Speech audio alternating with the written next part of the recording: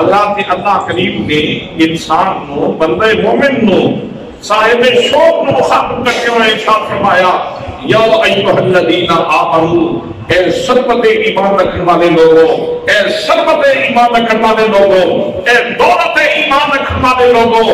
حضرات محترم، ایک جناب مخاطبت نہ سی ہے، اس کے اندر جڑی لذت ہے اے ماؤ شما اس کا صحیح طرح اندازہ نہیں کر سکتے۔ اتنی لذت پوچھنی تے حضرت خلیل اللہ علیہ السلام، حضرت ابراہیم علیہ السلام کو، حضرت ابراہیم خلیل اللہ کو پوچھو کہ اتنی لذت کی۔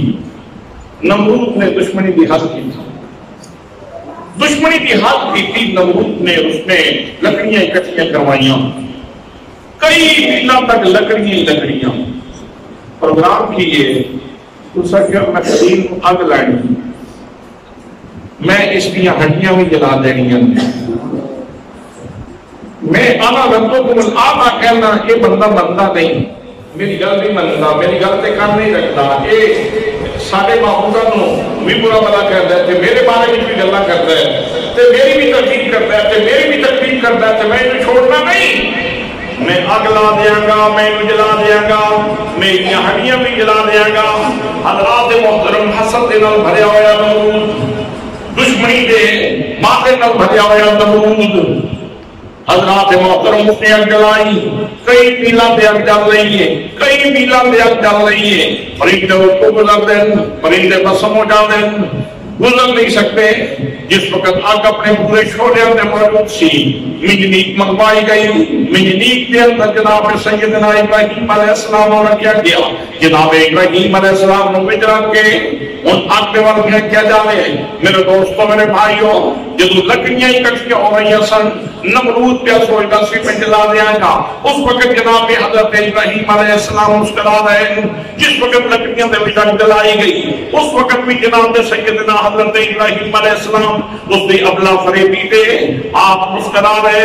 جس وقت آپ نے منجنیق کے اندر رکھا گیا، اس مشین کے اندر جدے وچ رکھ کے انہوں نے آگ دے اندر سکنا سی، پھر بھی آپ مسکرا رہے۔ سب جنتا بیڑا قریب آ گیا، جناب حضرت ابراہیم علیہ السلام مسکرا رہے ہیں، منجنیق چلا دیتی گئی، جناب حضرت ابراہیم علیہ السلام کو آگ میں اندر چھوڑ دیتا گیا۔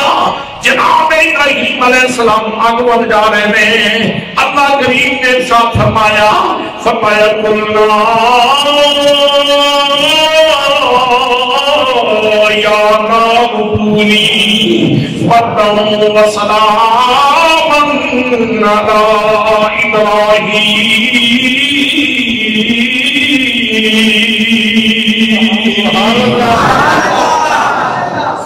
اللہ فرمان دے اسی حکم دے دیتا، اسی ارشاد فرمایا یا نارو اے آج کونی بردن ٹھنڈی ہو جا، اتنی ٹھنڈی بھی نہ ہوئی جنہیں نہ میرے ابراہیم نو ٹھنڈک لگے، بردن و سلام سلام دیوانی ہو جا۔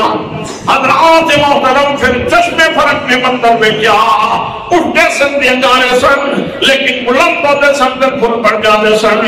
پروردگار عالم نے اپنے خلیل کو کس طرح کو بچایا۔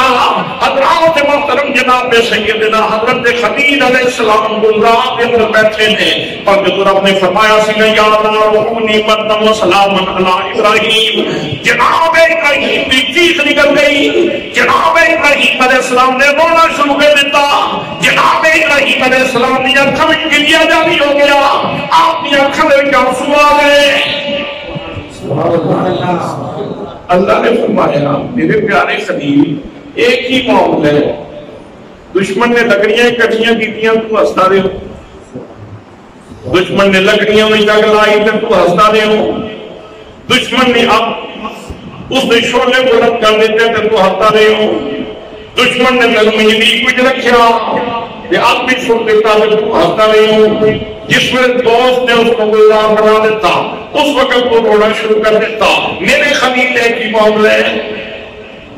جناب خلیل نے کی عرض کی تھی، جناب خلیل عرض کرتے تھے یا اللہ یہ جگہ جس وقت محمود نے سکیا سی نا آگ ویچے تے وہ فرمایا یا نارو اے آگ، کاش تو یا نارو کی جگہ پہ یا ابراہیم کو کہتا، تیرا کوئی سخن میرے والا ہوتا تے میں آگ لگی ہوتی۔